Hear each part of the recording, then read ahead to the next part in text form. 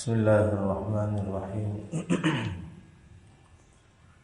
حضرت ابو ہریرہ رضی اللہ عنہ کہتے ہیں کہ رسول کریم صلی اللہ علیہ وسلم نے فرمایا، میرے سامنے وہ پہلے 3 شخص پیش کیے گئے جو شروع ہی میں جنت میں داخل ہوں گے۔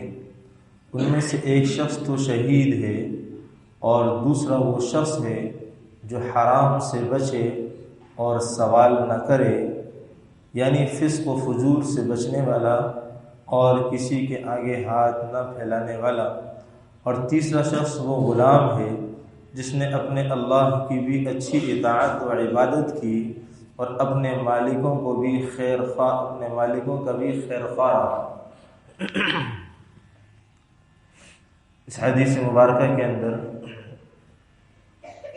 آپ علیہ الصلوۃ والسلام کا فرمان یہ نقل کیا گیا کہ 3 لوگ، 3 گروہ، 3 جماعتیں ایسی ہوں گی جو سب سے پہلے جنت میں داخل کی جائیں گی، یعنی انبیاء کرام علیہم الصلاۃ والتسلیمات کے بعد ایسی 3 جماعتیں لوگوں کی لائی جائیں گی جو جنت میں داخل کی جائیں گی۔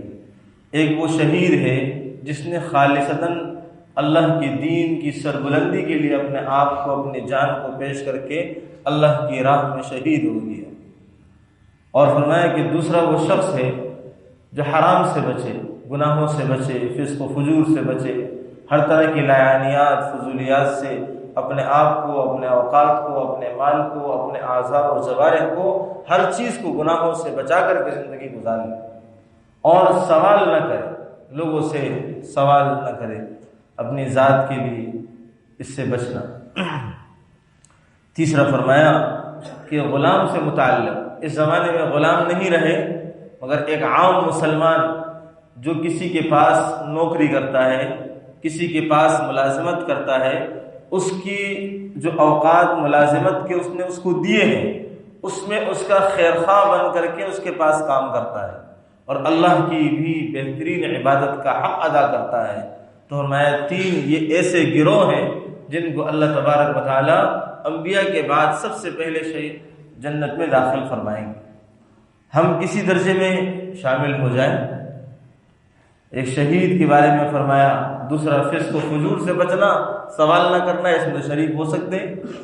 جو لوگ ملازمت پیشہ ہے وہ تیسرے گروہ میں شامل ہو سکتے ہیں کہ اپنے مالکوں کا بھی حق ادا کر دیں، اپنے رب کا بھی حق ادا کر لیں۔ جتنا ہم سے ہو سکتا ہے اللہ سے مدد مانگتے ہوئے اپنے آپ کو کسی جماعت میں، کسی گروہ میں شامل کر لیں تاکہ اللہ تبارک و تعالی ہمیں بھی انہی لوگوں کے ساتھ حشر فرما کر کے ہمیں بھی جنت میں داخلہ عنایت فرما دے۔ اللہ عمل کی توفیق نصیب فرمائے۔